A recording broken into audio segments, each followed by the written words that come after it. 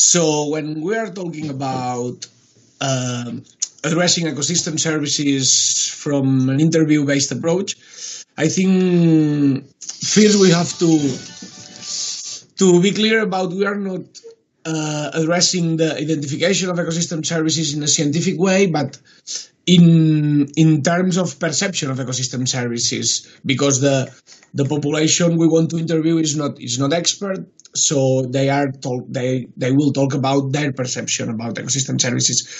So in these terms, I think we can mix quantitative methods with qualitative methods. There are a lot of quantitative methods like Likert scales about valuing from 1 to 7 any ecosystem service, or about doing a preference method where people order or rank the ecosystem services in terms of the importance they perceive, or something like that.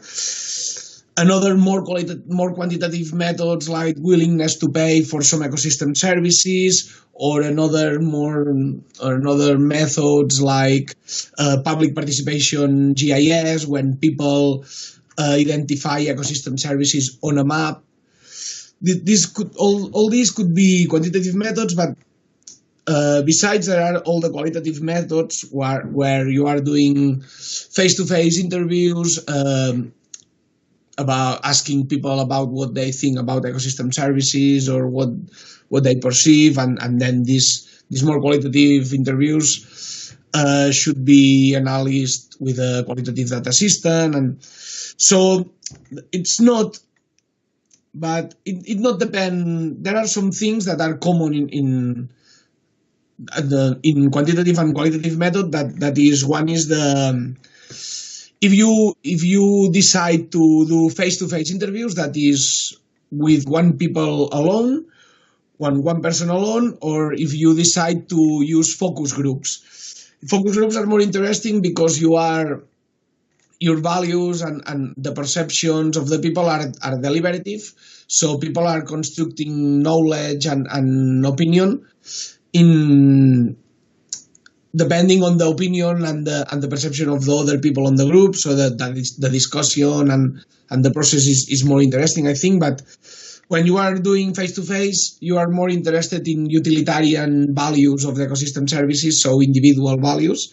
And when you are using focus group, it's more common that the values that arose are common goods, And another important thing is the terms that you are using, because ecosystem services as a term is a non-common term, is a scientific term, so maybe people are more comfortable but using other terms that describe the same, like contributions of nature to people, or uses, or values, or benefits, this kind of more in-crowd terms that are maybe people are more familiar or more comfortable.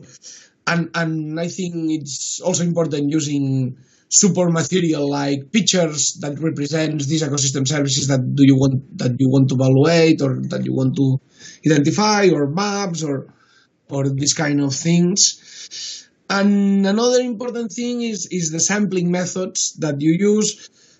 And it depends if you are using quantitative methods or qualitative methods, so it's difficult to now go to the detail now, but it's important to think about it. And I think this is all. If you are to sum up, if you want to use quantitative or qualitative methods, and if you want to use face-to-face or focus groups, or maybe online interviews, it will be another option, and to use popular terms. These three things are the most important, I think, to consider.